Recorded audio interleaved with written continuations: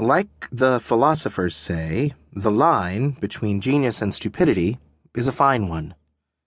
Actually, it wasn't the philosophers, it was Nigel in Spinal Tap, but the point is still a valid one, which is why what seemed like a perfectly good idea at the time, namely prying off the screen and crawling through the open window of Oliver de la Motte's front parlor, turned out to be a really bad decision. It's not like I hadn't tried to use the key Oliver sent. I tried for about 2 minutes, turning the damn thing every possible way. Not easy in the dark of 3 a.m., and not pleasant either, with that clammy sea breeze on the back of my neck, and rustling the overgrown shrubs. Not that I'm the nervous type, or I wouldn't hunt ghosts for a living. Well, for a hobby. No one hunts ghosts for a living. When I couldn't get the key to work, I jumped off the porch and walked around the side of the house till I found an open window. Pulling out my pocket knife, I pried loose the screen, hoisted myself up, and climbed through. And that's when all hell broke loose. Something rushed out of the darkness and tackled me around the waist, hurling me to the hardwood floor, the very hard wood floor. My tailbone, elbows, and skull all connected painfully. My glasses went flying. "Christ!" I yelped, trying to get away. "Guess again," growled a deep voice. Human. Definitely human.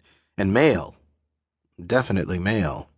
I was wrestling 6 feet or so of hard, lean male. Naked, hard, lean male. Definitely not Oliver, who is 60-something and built like the Stay Puft Marshmallow Man. And no one else was supposed to be here. Was my assailant a burglar? A naked burglar? The guy had muscles like rocks. Speaking of which, I brought my knee up hard. His breath went out in an infuriated whoosh. His weight rolled off me. I rolled over and tried to crawl away, but the rug beneath me bunched up and slid my way. A small table crashed down, just missing my head, and I heard glass smash on the floor. "You little son of a bitch," said the burglar, who was probably not a burglar, looming over me. I tried to scoot away, but a knee jammed into my spine, pinning me flat. He grabbed my right arm and yanked it back so hard I thought he'd dislocated it. The pain was unreal. I stopped fighting.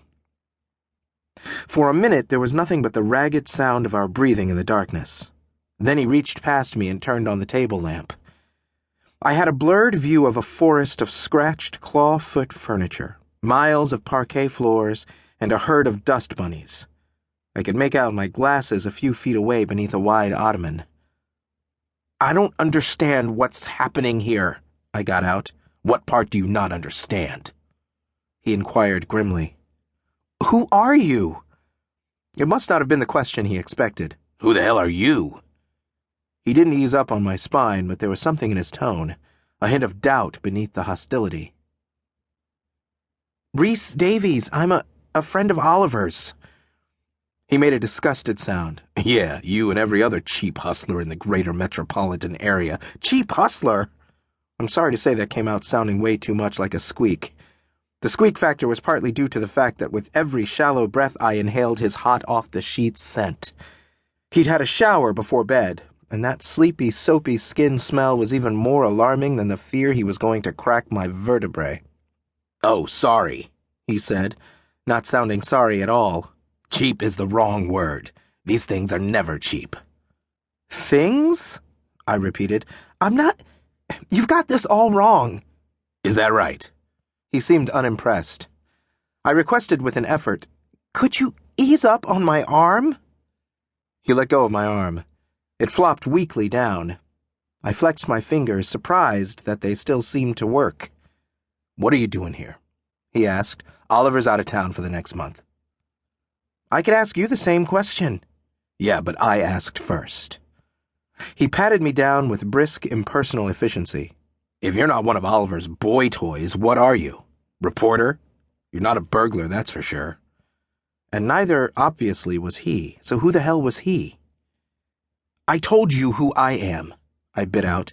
"I'm a friend of Oliver's. He invited me to stay." His weight shifted off my back, and he ran his hands along the outside of my legs. Then the inside. He seemed to know what he was doing, but it was invasive to say the least. "Ever hear of knocking?" "I didn't know there was anyone to hear me knock. I tried my key, the key Oliver sent. It didn't work." "Your key?" He felt over my crotch with what felt like unnecessary familiarity, and in a tone I didn't like, he said, "I see." "Hey, then what's with the braille?" I recoiled as much as you can with 200+ pounds of beef pinning you to the floor.